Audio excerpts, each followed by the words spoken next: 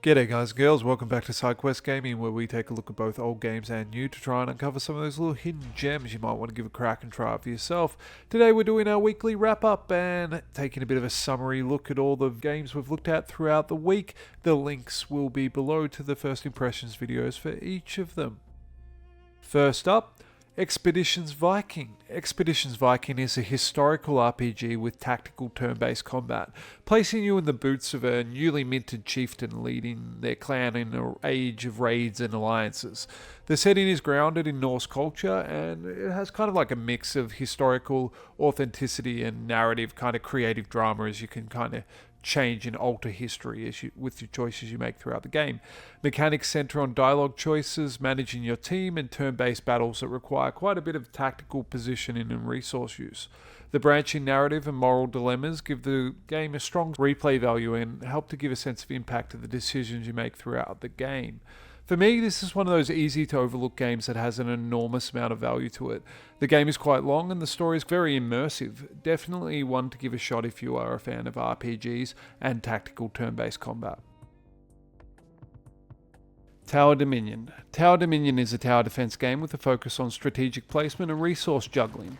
The setting leans into kind of a fantasy steampunk fusion, and the gameplay revolves around placing and upgrading towers, each with their own unique strengths, and reacting to the kind of shifting enemy paths as you create a different route through randomly generated tiles for the waves to come towards your base. You can also focus on upgrading your own units that get sent out each wave in kind of an auto-battler style.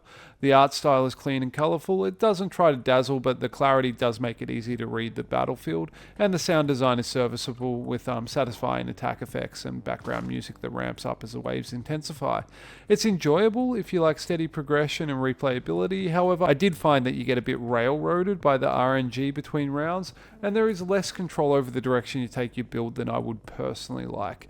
Worth a look if you're a tower defense fan, though it doesn't break too much new ground with this title. Legion TD2. Legion TD2 is a multiplayer tower defense meets auto battler hybrid. You draft units, build your defenses, and send waves against opponents while holding your own lanes. The fantasy setting is generic but works well as a backdrop for the varied unit designs. Mechanics are definitely the highlight for this game. There's a deep kind of learning curve as you balance your economic growth and your unit synergies while countering the enemy's kind of build and their sends.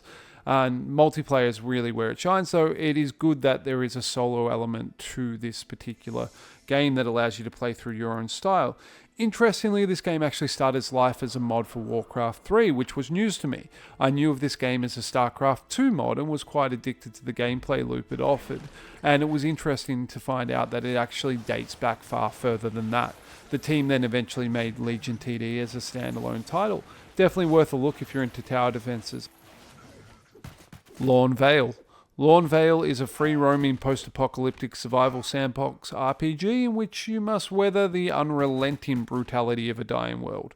You shape your own kind of unique journey, forging alliances, making difficult decisions as you kind of try to navigate a set of procedurally generated events. It has a quirky but cool aesthetic, but it is definitely a bit of a niche title. It didn't quite land for me in the short time I spent with it, but this is definitely just my personal taste, and I think there's a lot of potential here for those that are interested. Pilgrims. Pilgrims is a short, hand-drawn adventure game set in a whimsical fairy tale world. The game is about collecting and using cards that represent characters and items to solve puzzles in creative and often humorous ways. The mechanics are light and encourage experimentation. There's no fail state, just kind of trial and error with really cool animations for each possible combination of cards for each situation. It's a short experience and it won't last more than a couple of hours, but it might be of interest for fans of offbeat artistic games. SpellForce 3. SpellForce 3 is a hybrid RTS and RPG that blends large-scale army management with a hero-driven narrative campaign that is surprisingly deep and compelling. Mechanics alternate between gathering resources, building armies, managing inventory and real-time tactical battles, while diving into RPG-style quests with dialogue choices and loot.